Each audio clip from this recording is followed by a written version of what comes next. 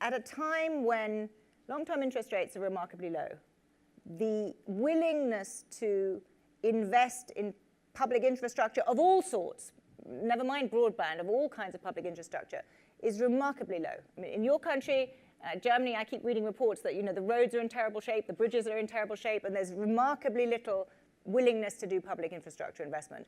There's a lot of talk about technology infrastructure investment. There's a lot of talk about governments doing more in that area.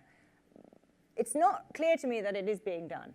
And if you look at the other part of where the public sector can play a useful role, R&D investment, basic science research investment, if you look in this country, that's being cut. That was the main victim of last year's, well, one of the big victims of the sequester last year, was that very clearly sensible public spending on basic research has been slashed. Now, you can be however small government you want to be, and I'm certainly no believer in big government. I do think that the public sector has a very useful role to play in financing that kind of stuff. So at a straight level of the amount of spending, I don't think enough is being done.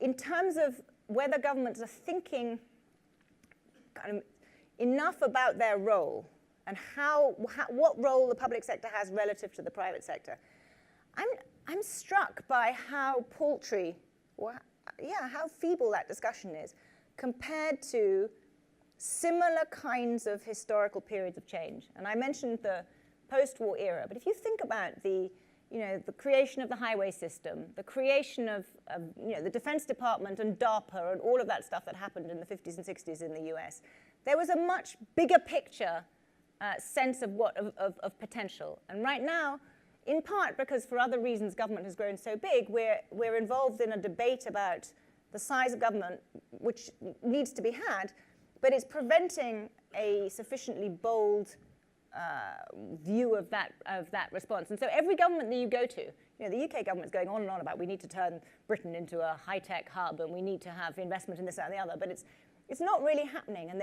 I can't think of, or take education, which is another part of that agenda. Where are countries thinking really boldly about reforming the education system? Maybe we need to think beyond the idea that you go to school from age 5 to age 21 and, K through tertiary education.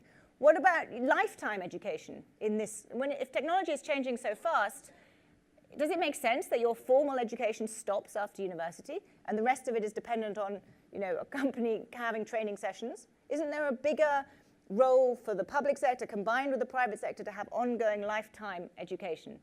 I don't think anyone's having that kind of discussion. I mean, maybe they are and I'm missing it. Even at the same time as you've got huge potential within the education sector. You've got MOOCs, massive online open courses, which offer huge potential productivity gains for delivering an enormous amount of education at much lower marginal cost. That, in my view, combine that with the demand, there is a huge role for really thinking sort of in revolutionary terms about how we change education and training, not just in the technological area, but more broadly, and I don't think it's happening.